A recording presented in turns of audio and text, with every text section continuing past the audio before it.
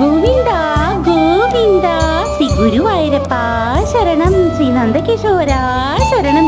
ശ്രീ ഗുരുവായൂരപ്പൻ പൊന്നുണിക്കണ്ണനെ യശോദ ഉണർത്തുന്നത് പോലെ തന്നെയാണ് മേശാന്തി ഉണ്ണിക്കണ്ണൻ ഉണർത്തിയത് കേട്ടോ.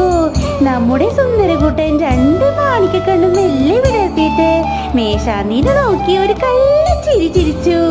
അതാ അരഞ്ഞാണൊക്കെ ഉണ്ണിക്കുട്ടൻ്റെ അഴിഞ്ഞിരിക്കുന്നു. ആരും കൊതിക്കുന്ന കാർക്കൂന്തലെല്ലാം വിടർന്നു നിൽക്കുന്നു. കുറച്ച് കിശുമൂടിയൊക്കെ ഉണ്ണിക്കുട്ടൻ നെറ്റിയിലൊക്കെ പറ്റി പിടിച്ചിരിക്കുന്നു കേട്ടോ.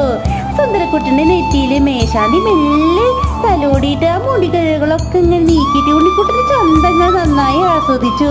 എന്നിട്ട് തിരുവാഭരണങ്ങളും പട്ടുകോണവും തിരുമുടിമാലകളൊക്കെ മാറ്റി നമ്മുടെ ഉണ്ണിക്കുട്ടനെ എണ്ണ തേപ്പിച്ച് പാകപ്പൊടിയൊക്കെ ചേർത്ത് മെഴുക്കലക്കി സുന്ദരക്കുട്ടനാക്കി എടുത്തു കേട്ടോ. ഉണ്ണിക്കുട്ടനൊക്കെ കാര്യം തന്നെയാണ് ഞാൻ പറഞ്ഞത്.